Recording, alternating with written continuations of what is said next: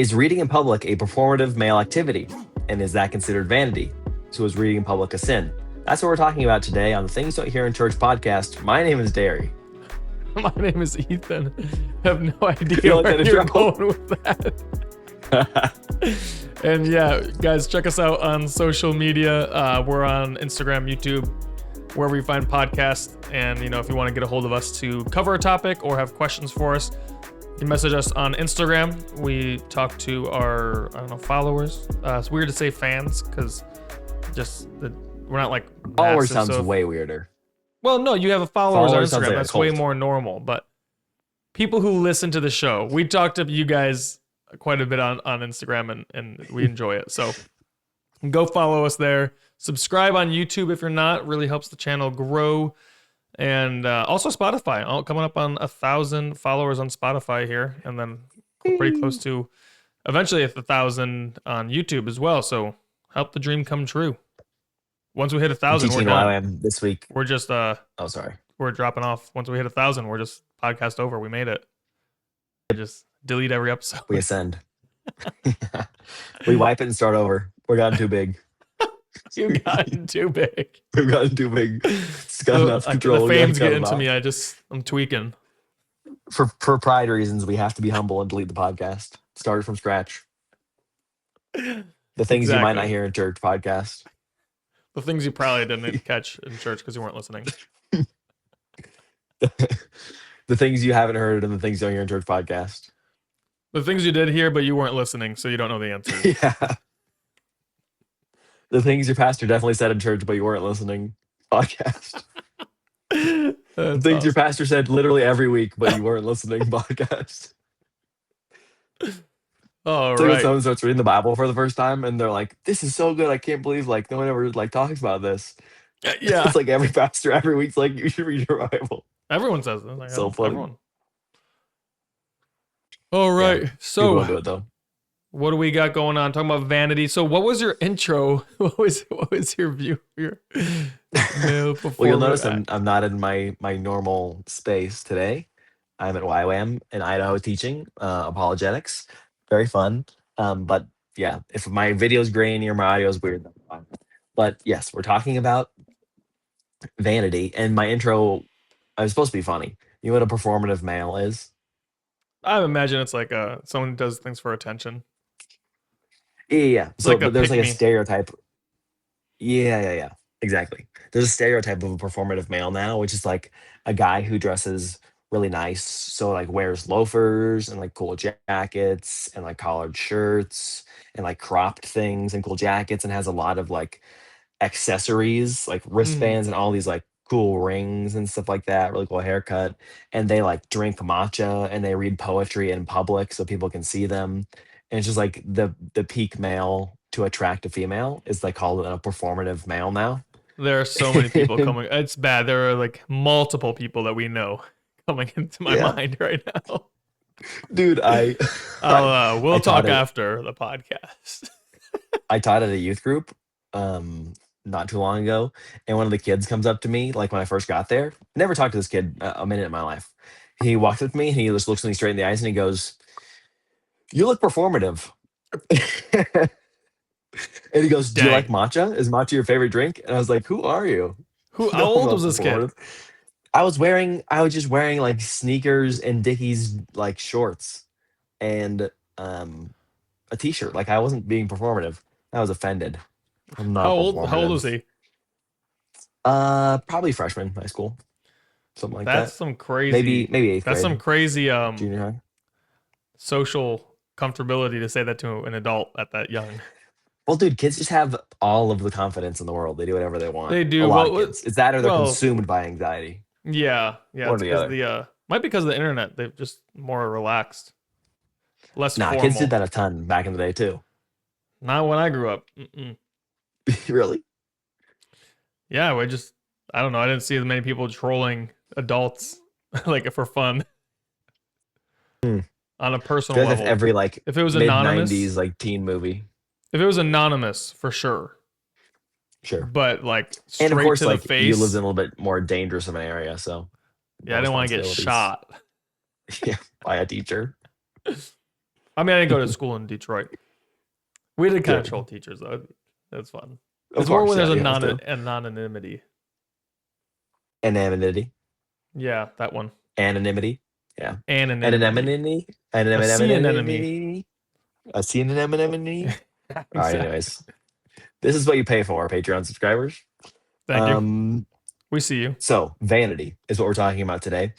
And I'm really excited about this topic. I feel like it's almost never talked about in church. So very needed to be talked about.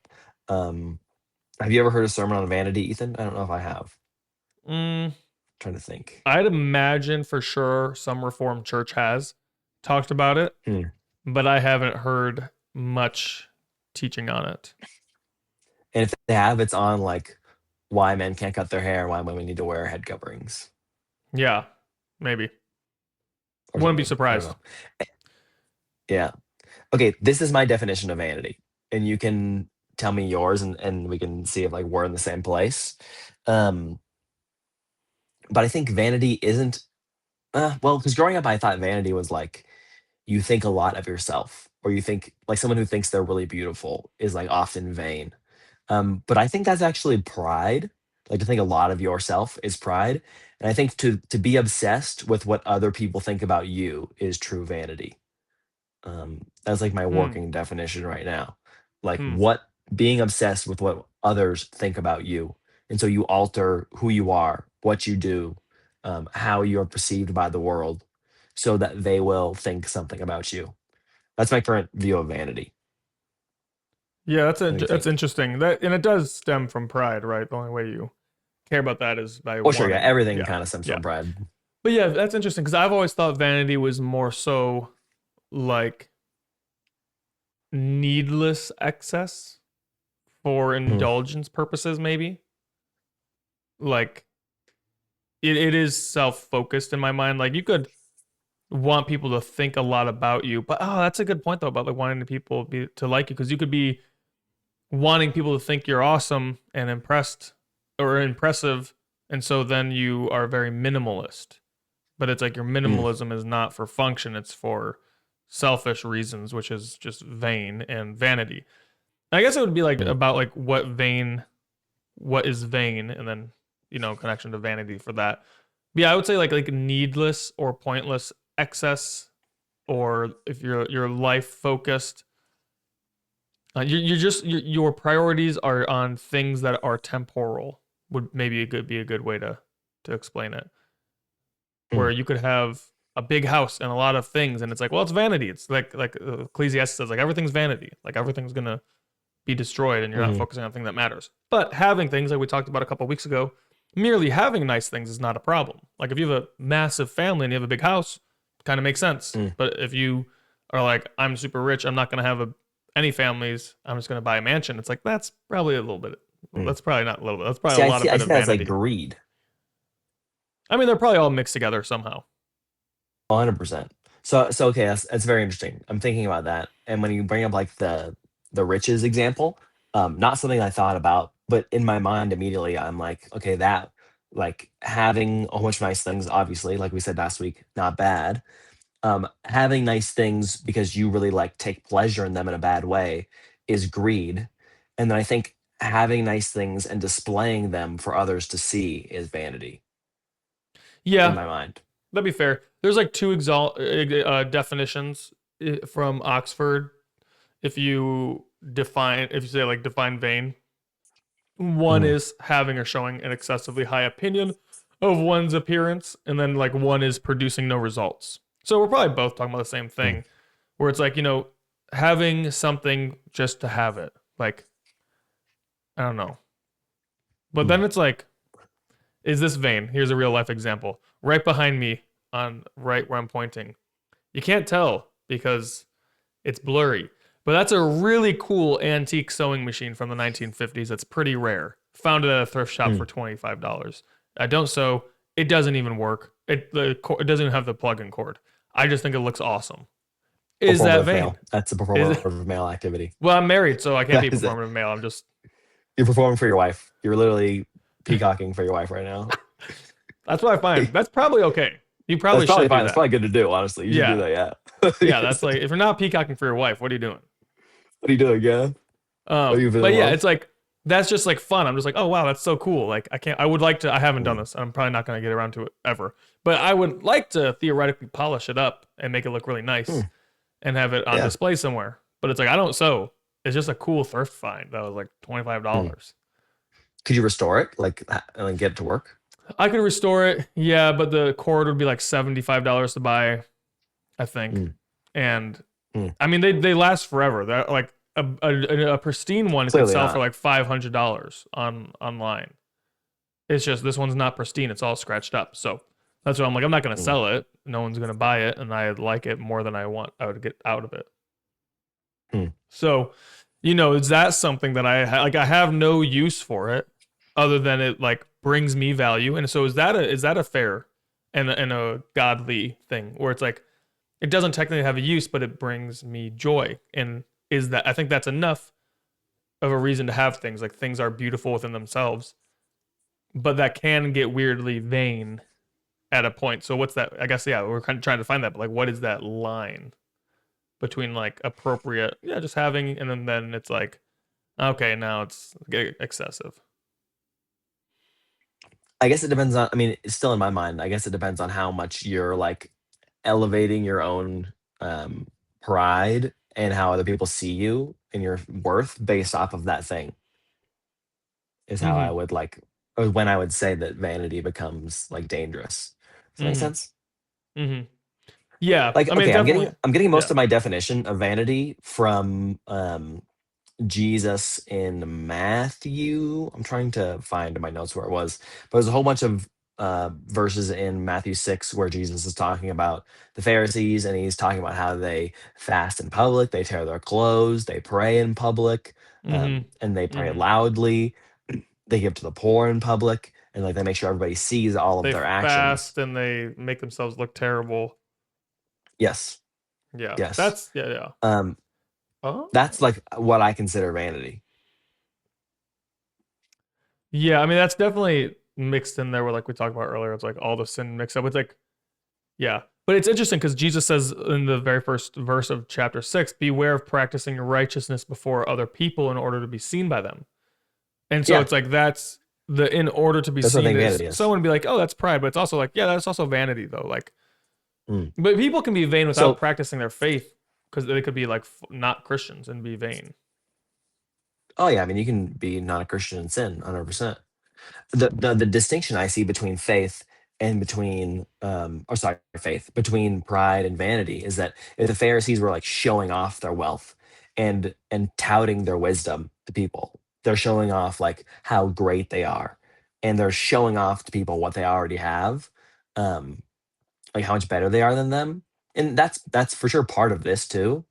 Um, but I think the heart, what's happening in the heart is different. Like in these instances, it seems like the Pharisees are trying to get people to think something about them, like that they're holy or something because of their actions, like their righteous actions are trying to make people feel see that they are righteous. And so their hearts are desiring that people would see that they're holy versus if they're being prideful, they're trying to like show off that they're already holy. Do you see the difference in the perspective there? Or do you think it's Mm-hmm. the Mm-hmm. same? Like showing off what they have and showing off that they're holy. Yeah, those are fair. It's like, yeah, like you said earlier, I think it's a good definition. Like they want to be seen as something before people. Yeah. And And so that when means that anything they're doing is useless. mm, So both yeah. definitions there.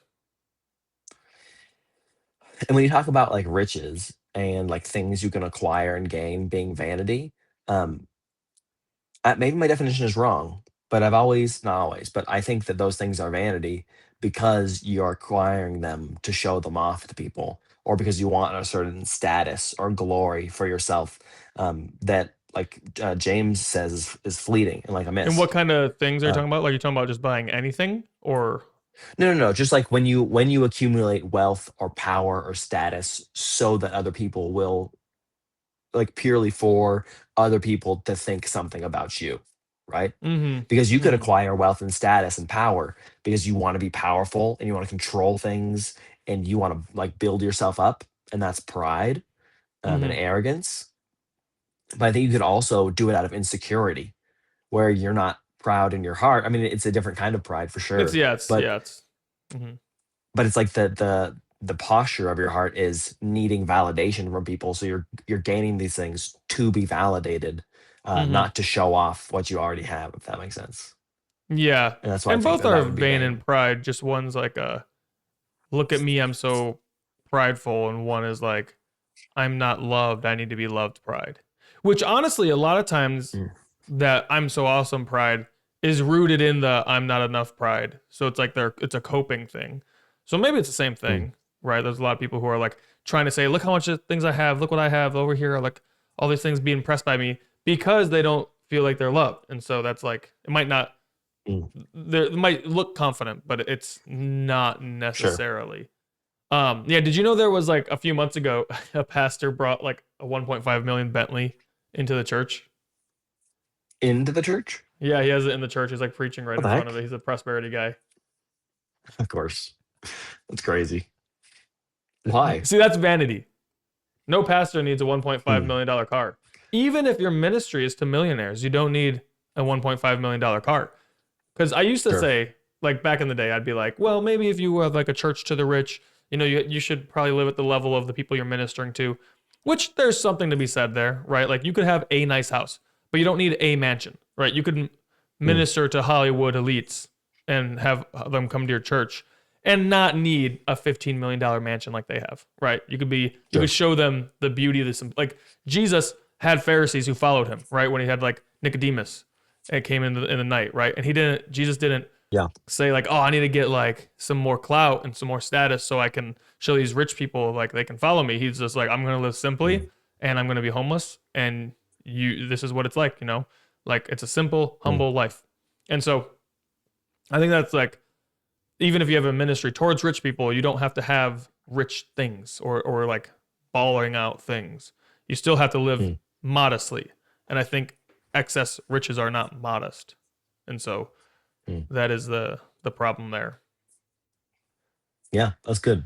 Yeah, I this is think actually in really really simple great. terms, Go ahead. oh, in really simple terms, how I think I differentiate pride and vanity is that pride is saying, "Look how good I am," or "Look how awesome I am," and vanity is saying, "Do you approve of me?" Mm-hmm. Yeah, it's like self obsession, and Vanity so is like saying, "Do those you can approve of look me?" similar. So maybe a better way to say it would be like pride is saying, "I'm better than you," Mm-hmm. and vanity is saying like, "What do you think about me, or do you approve of me?" Hmm. Because it's the Yeah. constant obsession in my mind, the constant obsession of wanting approval or needing praise or being liked or esteemed by people. And so there's that insecurity in you that is causing you to be vain, and want vain things. But pride would be someone showing off the things they have to show that they're better than you. Maybe out of Mm-hmm. insecurity too. But I Yeah. think that those two things are different. Do you think vanity is like a downstream effect of pride every time? Like obviously it is every time, but I'm saying like you can. It's just like vanity is the result of pride. Would probably be what I would say. Like every time I don't there's know. vanity, there's pride. So it's not like so much I of an just feel insecurity versus like show me what I have or like let me show you what I have. It'd be like you have pride, so you're going to be vain. Yeah, I don't think it's really useful for the conversation to like remind people that everything comes from pride because we know that like you have to have pride to sin. But like just for the sake of definitions and distinguishing how like the pride is obvious in our lives and how vanity is obvious in our lives, um, I would use a like more distinguishing Yeah, I guess I just don't see language. pride as only being like I like wanting approval because I think Mhm. people who want to No, no, show I don't off think what they pride is wanting have. approval. Sorry, vanity. I don't think vanity is always wanting approval. And so I wouldn't agree with just like, oh, pride comes from wanting, or vanity comes from wanting approval. I would think vanity comes from having just these like useless things for the purpose of people liking you. And that can be the confident pride who doesn't look insecure. Isn't that And that can be the same, and that can be like wanting people to approve of you. I don't know if there's a difference. But I don't know if you can have both of those motivations because you could have really like crazy nice things because you want to show people you're better than them, or you could have really crazy nice things because you're insecure people won't like you, and so you want Yeah, them to but like the you and to reason you're approve of you showing people that you have crazy nice things is to different show in that both you're those better than situations. them is because you want the approval. I don't think so. Sure, it is. The only reason you tell people I have nicer things than you is so people will be like, wow, they're cool. Maybe you hate them and you want them to like feel bad about themselves. Well, that's just evil. I don't know. That's it's That's all pride. evil. It's all evil. Yeah, But pride is also look what how much I have, and yeah, 100%. I But I think the need motivations approval. between the two is what's different and what distinguishes pride from vanity. Yeah, I'm not sure if I agree, but I don't think Okay. it matters probably too much. It's probably all circling around the same idea, and they're all bad. But What um, matters because I'm going to say completely different things for the rest of the podcast if we well, don't you can still agree. say what you. I'm sure it's still edifying things you're gonna say. But I was gonna say earlier, it's pretty timely that we're talking about this actually because as the time of this recording, Lent started 2 days ago, and Lent is all about um, fasting and repentance and reflection Mhm. and getting away from the pride of life and joining Mm. Jesus in the desert. And so this morning I was praying at the time of this recording on a Monday. I was praying, dude. If you get the Lectio 365 app, gotta get it. It's just like nice It's little good. prayers. Yeah. Um, our pastor recommended it for Lent, so we've been like using it for a couple days beforehand. But it says that there was it says about the story of this Dutch priest who was reflecting on Jesus's time in the wilderness, right? And Jesus was tempted by the devil with the eating, the fall down and worship me, and the throw yourself down on the ground. Not in those orders, but Mm. um, and it said, and he reflects and he says that um, let's see, where is it? Yeah, the three temptations are to be relevant, to be popular, and to be powerful. And that's like a lot of what vanity is about, right? To be Mm. seen by looking good by other people, but it's like, yeah, to be relevant, popular, and powerful. And Mm. it's like, wow, yeah, like I see that in myself. Like, of course, we want at times to be these different things for ministry purposes. Like, it's good to be um, relevant so you can have something of value to give people for the podcast, right? We got to be relevant. Mm. It's good to have is it influence that I said? Um, Mm. That was popularity. similar, I If you're think. Yeah, popularity, a popularity. lot of people, which is the same as influence, the popularity, a lot of people would pay attention to you. So you could share the gospel and, you could bring people to salvation. So, like, we want that. But then it's also like, but then being powerful. If I was powerful, then people would listen and I could, again, bring people to the kingdom. But it's like, oh man, like, yeah, when I misplace that, the order of that, right? It's like the Lord is the one who like he can use anything. I don't need to focus on being relevant.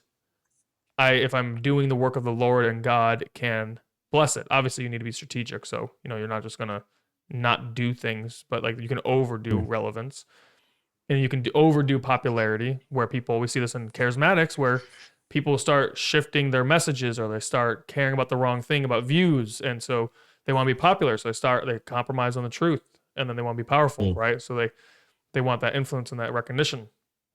And all of that comes from this idea of vanity. So it's like really cool we're talking about this when we're going into Lent because it's a time to detach from all of that and to be hidden Mm. with the Lord in the desert and reflect on that and like see like, okay, Lord, am I being vain in my pursuit? Is even my pursuit of you having hints of vanity where I think like, oh yeah, am I doing a quiet time every day and waking up to hang out with you because I love you, or am I doing it because I want people to think I Mm. want to be a good Christian and people to be impressed by me? Right? That's Yeah. a thing that I think we all always have to come back to. But yeah, it's really great. But anyways, we can Yeah. keep going though. That's But I really just good. wanted to pause and We recognize that with like really great timing. That's really good timing. Yeah. Pretty cool. Um, there's kind of two ways we can go with this of either examining the symptoms of vanity that people have. So like the caring a lot about beauty or caring a lot about your wealth or your status or buying really fancy things or stuff like that, right? We can talk about that kind of vanity, or we can talk about and like trying to find it in ourselves, like you were saying, or we can talk about like the root of vanity and how to like get that out. It might be good to talk about like Yeah, both of those are gonna be the good. peripheral things first, and then go deeper afterwards. But um, I think like growing up, you think like vanity is like somebody who like really cares about their looks a lot, right? That's why like Mm-hmm. there's mirrors and side tables called like vanities, right? Yeah, yeah. Um, or That's someone who's such a like really funny obsessed. observation. Why did I like vanity is not a good thing in any culture. So why were they like, Yeah, yeah, let's call this a vanity? And people were like, all right, yeah. It's like no, not good. that's crazy. Yeah, it is crazy. Um, so I don't think, right, like we've talked about in the last couple episodes, like being rich is not bad. You can have money, but what's your relationship with money? In the same way, fashion, being beautiful, being attractive, are not bad things, right? Like Mm-hmm. those things, God inherently made us like as like attractive beings. Like there is beauty in the world, there is beauty in us, there's beauty in God, and we're reflecting God, and we're reflecting the beauty that He's made and put into His creation. So it's natural. But when we start to find our identity in it, when we start to care a lot about what people think about us because of what we have or how we look or how we present ourselves, I think is when it starts to become like very vain. Um, are there any other areas of like symptom you can that like come to your mind when you think of vanity? Because I mostly think of like showing off with nice cars, with money, with jewelry, Mm-hmm. with looking a certain way, with all the plastic surgery people get, stuff like that. Yeah, and I think a fair example would even be like, yeah, well, yeah, the plastic surgery is crazy. Like there are far too many females with Botox that are sub 39. Mm, I've said this before. You don't need Botox. You shouldn't. I don't think women really ever need to use Botox ever. Just age. But it mm. only makes sense if you're like 62 or older. Okay. But like just the other day in the coffee shop, I saw this like probably 29-year-old like full of Botox, and I was like, oh Mm, my gosh. I was like, man, you just need to be loved by the Lord. Like yeah. you just need. And so I understand where you're coming from with this idea of like, yeah, it comes from this place to be accepted because it's like, oh, it's just vain. It's just vanity. Mm, You want people to like you, and you don't feel good enough in yourself, which is really sad. Um, yeah. and it's not probably done from like a pure motive, like oh, just I just like being pretty because I'm like I don't. There's other ways to maybe do that that are more modest, Mm, maybe. But yeah, it's like I think even having yeah, I think you could also say a symptom of vanity would be like irresponsibility because you're spending your money on things that are not sure. important. Like a Sure. $400 pair of shoes is like, you probably, unless you have like all your finances already in order and all your bills are paid and not neglecting anything, but it's like, you might have other things you could put that towards that would be more appropriate. But yeah, 100%. yeah. Do you have Philippians 2 verses 3 in your Nope. notes? It's really good. Nope. Read So it. it says, do nothing out of selfish ambition or vain conceit. Rather, in humility, value others above yourself, not looking to your own interests, but to the interest of others. So Paul seems to be saying that like vanity and humility are on opposite ends. And so that's why it's kind of Mhm. awkward. We mentioned like the pride. It's like they're so interconnected. It's kind of strange. But yeah, it's like the command, it says as selfish ambition, pride, and vain conceit. Mm, But yeah, selfish, like I'm trying to make myself like I'm full of myself attitude. mm, And so it's like, yeah, the opposite of that, the antithesis would be humility and looking to the interest of others. And so you could say a symptom of vanity is to not look at the symptoms of others, but to look at, or not to look at the interest of others, but look at to the interest of yourself. And so anytime you are doing something that is taking an interest in yourself over the other person, maybe that could be vanity. Where like, mm. um, yeah, yeah. So, What do you think about that? what's your definition of conceit there? I'm reminded of like conceited, the idea of being conceited. Hmm. I pulled up the Blue Letter Bible here, and yeah, empty conceit originally kind of means this idea of, or at least in the Bible usage, it's like vainglory. It says groundlessness, self-esteem, empty pride. And so vain conceit is this idea that like I'm like full of you're full of self-esteem. Where you're like entitled, you're Mm. conceited. Like obviously that's where we got our word conceited from. Sure. Yeah.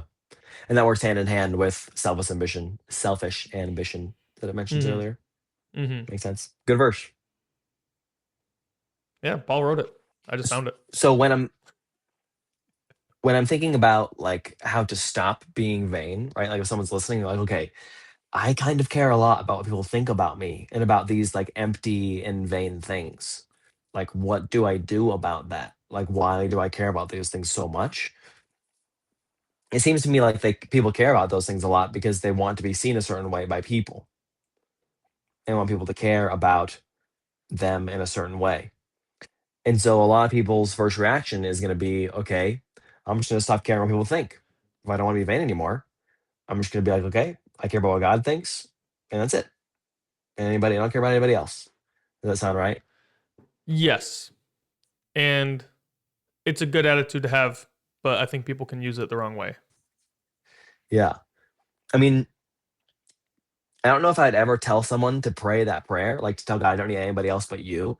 Um, it might be true in like a God holds you together and your reality together kind of thing. But the thing is, He created you in a reality where you do need people. Like He created you to be in community and to exist with other people and to need them. You need them Mm-hmm. to stay alive for food. Not that you're eating people, but they're like you get people I and together mean, and you make you're food. my fuel. Yeah.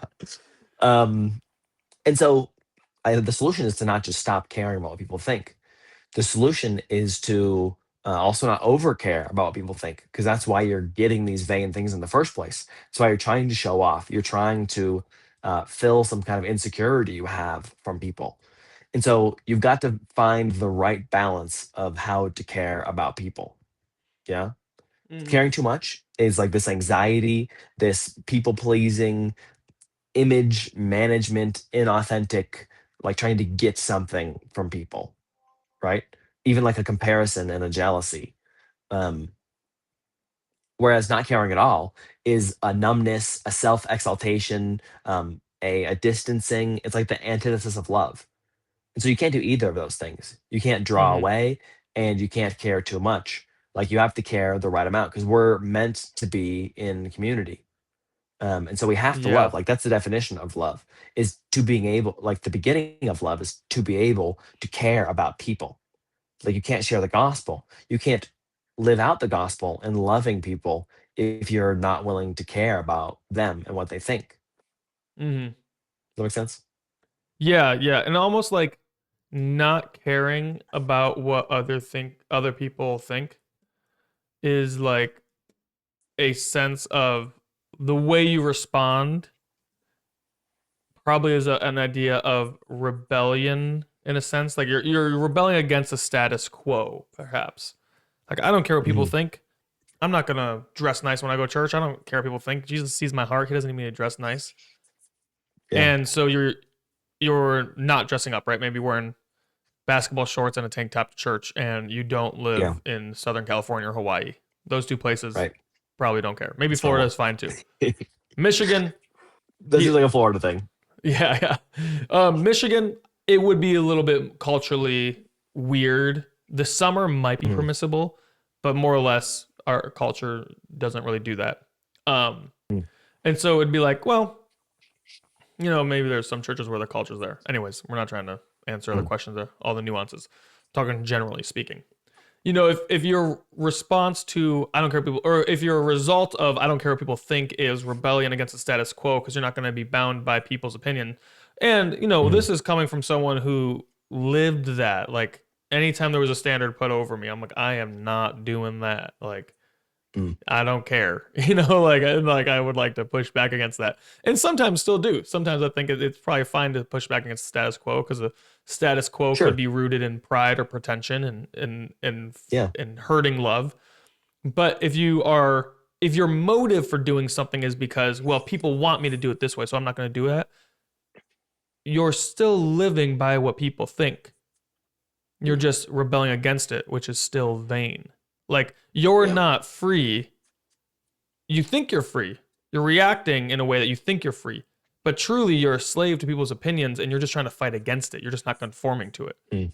But intentionally not conforming is still being a slave to their opinions. You're still holding their opinions as the thing of your focal point for your motive. And so, like, sure, you're Yeah. looking at the focal point of, or your focal point is the motive of people's opinions and their motive. One perspective of vanity would be like, oh, this is what they want from me. This is what I'm going to do. I'm going to try to impress them. And maybe the other perspective of rebellion is like, I'm going to push against this and fight back. But it's like, you both are focusing on what other people want more than what God wants. And yes, God loves your heart. Mm. But it's like, if you're like, well, my culture likes clean cut hair, so I'm going to grow my beard out and grow my hair out and look like a caveman. It's like, okay, you're still just like, Mm. you're bound by the cultural rules. You just don't like it. Like, you're still thinking about it and you're still trying to fight it and you're not free. You're not just like, it's not like, oh, I grew my hair out and my beard out because I thought it was super cool and I loved it. Like, that is freedom. We're like, I think this is cool. This is what I like. This is fine. But someone who's like Mm. kicking against the machine is not free. And so, we that can be a form of vanity in itself. Probably that. Okay, so maybe Mm. you were onto something earlier because like I would say that's maybe more pride, and vanity would be like overly concerned with the status quo, trying to hit it perfectly Mm. and Oh, overexceed it. interesting. Sure. It's like, so in my church, so the church I've been going to, first time in my life, majority of people wear suits there, and Mm. probably it could be because they're an older generation. But even a Yeah. lot of the younger guys wear suits. And I've been thinking, I was like, oh my gosh, I gotta buy some suits here. And not Yeah. because, and I checked my heart too. I was praying about it and I was like, God, like, I don't want to do this from like a place of fear of man. Like, I'm not looking good enough, so I want Mm. to dress up. That's not good. And I also don't want to Yeah. buy a suit because it's like, oh, look how good I am. But what I can tell when people are wearing suits around me is like, okay, all these people like are like, they are putting a priority on, he said thumbs down on the screen. Yeah. Really? Um, That's so funny. yeah, with the I emoji can't did. see myself. Yeah, but it's like all the yeah, the people who are wearing suits. What it tells me when people are wearing suits from a pure motive is like that's that's how they look at Sunday morning. They're putting a higher Mm. priority on Sunday morning and getting dressed up probably better than they do at work because they're wearing full suits. Where it's like, oh yeah, you're dressing up to come to church because you want to honor God. You're like, this is the place where we Right. meet with each other and take communion and meet with God. So I Mm. want to dress up for that. So it's like, oh yeah, you are making this an important, valuable thing by wearing nicer clothes. That's you're symbolizing this has a higher importance in my life than other parts of my life. That's a pure motive. Mm. That's great. Now, if I saw them and didn't know that, and I didn't have that conviction that Mhm. oh yeah, I should wear that because I want to like show um, that I want to honor God more in this sense. And I just was like, oh my gosh, everyone's wearing suits. I have to wear a suit. That would be Mm. like vanity, where it's like, okay, you're not doing it for God. You're doing it for so you fit in, and it's not it's wrong. 100%. But it'd be probably equally as wrong to also be like, well, then I'm gonna wear my flip flops and a t-shirt in here and ripped jeans. I don't maybe ripped jeans would be fine, but it's like they wouldn't care. Like Mm. and basketball shorts because I just refuse to be Right. part of the status quo. It's like okay, that'd Right. also be That'd also be wrong prideful. because Yeah. you're just like doing it to spite people, and the people you're Mhm. spiting probably don't have any ill will towards you. They're just doing it because they Yeah. like to do it themselves. Yeah. 100%. Yeah. So why are people vain then? Like, what is the innate desire that someone has inside of them that causes them to want to be vain? Does that make sense? I think a deep longing for acceptance.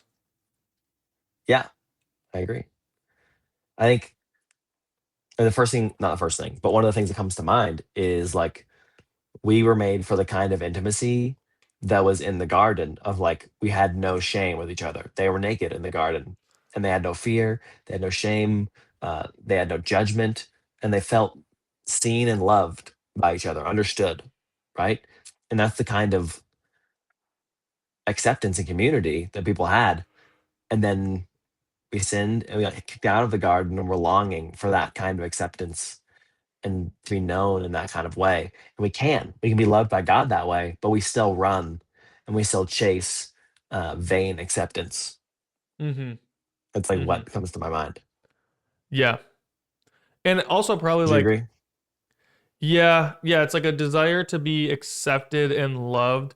And I wonder if also maybe even like have some kind of control over it. Mm. Like, oh, if I'm always doing this, I can control. You can't really control how people feel about you, but you think you can. Mm. So it's That's a good like, distinction. yeah, we're like, Like that. go Sorry. ahead. The desire to be loved and known is not a sin. Like that happens pre-fall. Like people desire Mm-hmm. to know each other and to be known in that way, like Mm-hmm. extensively, obviously before the fall. It's not until we experience an insecurity in love that we, after the fall, that we start to, uh, or even like a bad version. Like it's not until you experience rejection that you understand that you could lose love or not be safe in your relationship with somebody, right? Because when Mm-hmm. you have like a parent like you and a kid, like you know that you're safe like in that relationship. They accept you, they love you. But it's not until that parent hurts you or another relationship that you love someone and hurts you that you're like, oh, I can be insecure in love. Um, and that's where like those wounds come from. That's where vanity can come from because you're trying to perform to be accepted. At Mm-hmm. Mm-hmm. least that's Yeah. my Yeah. view of it, I think. And so it's Yeah. not until love becomes dangerous that um like post fall that you have vanity come into the picture. Yeah. It's like a, if I can get these people to like me, I will be accepted. And I can do Hmm. things to control that people like me by doing what they like. Hmm. And so I'll do all these things. Yeah. And once you encounter the love of God, Exactly. then and you find and being content really, it's like if you once you find being like the acceptance and love of God and being content in your life, then you can Mm. truly love, right? You can't do what Philippians says, right? Look to the interest of others and not to the interest of yourself. And in your Mm. relationships to one another, have the same mindset as Christ Jesus. And it says, Mm. goes on to talk about his relationship with like, he didn't look at equality with God as something to be grasped, but he was a servant. And so you really can't do that until you're content with God. Because you could even Mm. serve people from a place of not being content and be like, oh, I'm sorry, I'm Mm. serving so many people. And it could still be vain because you're just not in the place where you are doing it from love. You're doing it from a desire to be accepted. And so Mm. vanity doesn't have to look flashy. Vanity can look righteous. And that's the why, it's you have to examine yourself and your heart and what the Psalms say, like examine anything in me and see if there be any evil way in me. Like you might Mm. not know if your ways are vain. And so we have to ask. Yeah. And same for me. Like, oh God, am I being vain right now? Like, am I just doing this because I want people to like me, or am I doing this because I love them? If I'm not doing it Mm. because I love them, I'm probably doing it from vanity or pride. And I need to be like, God, Yeah. like, search my heart. I love that psalm. Search my heart and see if there be any unclean way in me or any wicked way in me. Like God is the Mm. one who knows. I don't even know. The heart's deceitful above all else. So it's like, God, search me. Is there wickedness in me? Let me know and correct Mm. it. Like we need that. We need Mm. that prayer a lot. Yeah. Psalms are so good. So Yeah. easy to just sit and contemplate them. And that again, plug in this Lectio app. Shout out Reverend Todd at Mariners for getting us on this. Mm. Was one of the Psalms this morning that we prayed. And Mm. it's like, yeah, they bring together these like, or was it last night? I think it was this morning. Yeah, this morning. Um, yeah, search me thoroughly, O God, and know my heart. Trust me or test me and know my anxious thoughts and see if there is any wicked or harmful way in me and lead me in Mm. the everlasting way. It's like such a Mm. beautiful prayer. You're like, God, like I don't even know. And it's so humble. You're like, God, like to rely on God to be like, I am so not capable, God, that I can't even tell you what's wrong with me. Like you have to tell me what's wrong with me. It's like Mm. such a great dependence to have. Yeah. So true. I love it. It's like Anything else you want to say? yeah, well, I was gonna say it's like if a doctor, you don't go to the doctor and say, oh hey doctor, here's what's going on with me. There's this, this, and this, and this. I need this type of medicine. Like you tell the doctor, Mm. When you get a physical or something, they're like, search me and see if there's anything wrong with me so I can fix it. And they'll be like, Mm. oh, hey, you're looking pre-diabetic. Start going to the gym and stop eating this much. But doctor probably won't tell you to go to the gym. They're probably just going to put you on pregabalin. But anyways, Which would technically do more better for you than going to the gym, but depends either here or how there. pre-diabetic you are. True. True. But yeah, One last thing you that know, we could mention. Sorry. I wasn't gonna really. I was gonna just review what I said. Yeah. One last thing we can mention in review is that over and over scripture and like the definition you read from Blue Letter Bible about vanity is that vanity is like nothingness, like it's meaninglessness. It's like like Ecclesiastes calls it over and over vapor, something that doesn't last, temporal things. Like vanity is trying to get something or build something that won't last, that's going to pass away or fade away. It's referenced similarly in the New Testament, but I think that it's linked to pride and it's linked to um, like showing off and this insecurity we've been talking about, because you're building your identity, you're building your foundation on people's acceptance from a God-given desire to be accepted, but you're building them on those things from an insecure place instead of a place of secure love from the Lord, which is the foundation that doesn't pass away, that isn't meaningless, that isn't temporal. Um, and when we try to build out those things on our own, when we try to um, build up our own character based off of showing off for people because we're insecure, or we're trying to do it for prideful reasons and show people we're better than them or whatever, like those things are a vapor and they pass away and they're not real. Like you're not really showing people who you are. You're just doing flashy things for them or showing off for them in a certain way, and that fades away and that passes. But what doesn't pass is a relationship with God, is righteousness. And that's what we need to base our lives off of. So that's the first place you start if you're trying to get rid of vanity.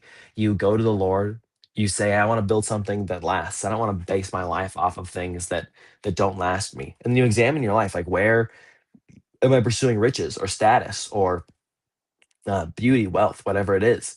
And how can I change the foundation of my life to be from those things, whether it's because I want to be better than people, or it's because I want to be secure, or it's for vain reasons, like you want people's approval because of relationships and wanting to be liked.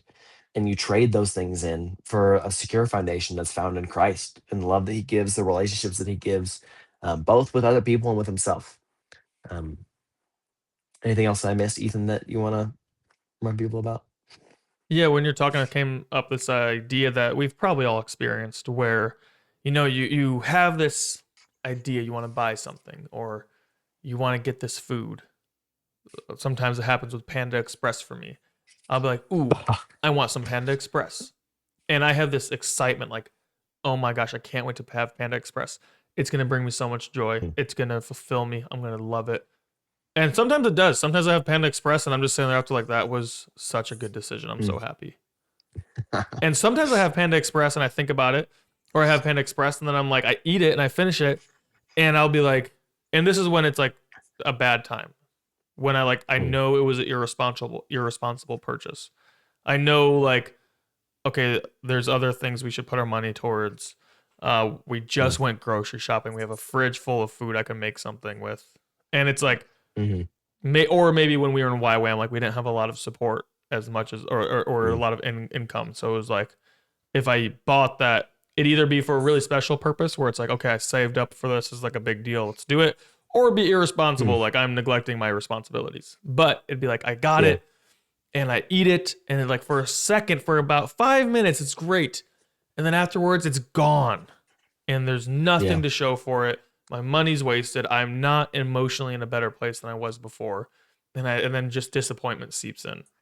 And then Mm, you go to the next thing. You're like, oh well, and then you try to find that as well. And you do the thing. Maybe you go on the trip. Like, I just want to feel alive, so I'm going to go on this trip. And a lot of people in our a lot of millennials, apparently we're like the generation that has the racks up the most credit card debt for vacations. mm, And it's like, mm. we clearly aren't being responsible. We're thinking, oh, I want to feel alive and I just want to be rid of these burdens. So I'm going to go on this vacation and load up my credit card. And you go on the vacation and you come back and you're like, I got really nothing to show for it. I had a good time, but it's not lasting. And then you're like, well, what else? And it's that vicious cycle that repeats itself over and over. And like you're Mm, trying to find satisfaction in things of this world, like you said, are vapor, and they don't last and they leave you wanting. And so you go for the next thing, mm, and you go for the next thing, go for the next thing. That's probably actually like a really great way to talk about vanity, where you're like yeah. trying to find satisfaction in these things that do not deliver, and you know they don't deliver, and you keep doing it because you don't know what else to do. It's Mm, like why people try to get high again, and they're like, I know this is not fulfilling. I just want to feel something. And it's like the answer yeah. is to rest in Christ. The answer is to receive from Christ. Really, that's like one of the thing, and it's so cheesy, but it's like no, genuinely, like you guys just have to like repent and slow down and be with the Lord, and Mm, just sit there and meditate and pray and allow Him to shower you in His love and acceptance and speak over you, right? And mm, and He like the scriptures talk about how he dances over us with songs and He sings over us like He has so much love for us. It's like when you do that, you stop racing around like scurrying like an anxious mouse trying to find the next piece of cheese. You're yeah. just like, I'm chilling. And that is the deeper thing you want. That's what you truly want. You don't want the experience. Mm, You don't want the mm. vacation. You don't want the Panda Express. You want to feel at peace. And the only way you're going to find at peace is with the Lord. Yep. We This are is a great. insatiable and he is unsearchable. Whoa, what'd you say? I said, we are insatiable and he is unsearchable. And so we're the perfect puzzle pieces for each other. That's a bar. Did you make that up? Yep. Are we I mean, philosophy did in general, but Are we yeah, we have insatiable? insatiable desires. You laughed before? You said I laughed before. Have you laughed before? You want to do it again? Yeah, that's true. Oh, what is it? It's like the stomachs and there's something about that. Like, I feel like the Bible has something to say about that. Oh, it has a lot to say about it. Let's see. But yeah, we're insatiable. We constantly look for pleasure when we already have all the things that we need. Mm-hmm. Like we have don't have the things we need, we look for the things we need. Well, if we have the things we need, we look for pleasure. Yeah. And after we have all the pleasure we need, we realize that we can't be satisfied and we kill Yeah, dude, this is ourselves. this is the Bible right here. Proverbs 27:20. Sheol and Abaddon are never satisfied, nor are the eyes of man ever satisfied. Like, Hmm. we've both traveled the world. We've seen beautiful mountain ranges, and you still want to go to the Hmm. next country and see something. You still want to Yep. like see a new movie, even though you just saw Lord of the Rings and you reached the top of cinema. Yeah. Like, And look, that's it. it's not bad. That's how God created you to be. Like God created you to be unsearchable. It Mm, created you to be um like always having that hunger for more because he can never be fully explored. And so mm. he's the sunrise you're searching for. He's the mountaintop you're searching for. He's the only thing that can satisfy something that's unsatisfiable is something that's unsearchable that you can search forever. That's a bar. So Yeah, Ecclesiastes 6:7. All a man's labor is for his mouth, yet his appetite is never satisfied. Habakkuk mm, 2:5 describes apparently the greedy whose appetite is as large as Sheol and never has enough. Mm. hmm, pretty good. Boom. Bible. Boom. Yeah. Boom. Boom. What's that cheesy thing like the we've been circling the wagons for or beating a dead horse here for a bit, so we can just Mm. call it there, I guess. Point I gotta is go. understood. All right. Well, Guys, thanks for everyone, listening to the podcast. We appreciate it. And we hope you have a great week. Come back next time. Shoots. see ya.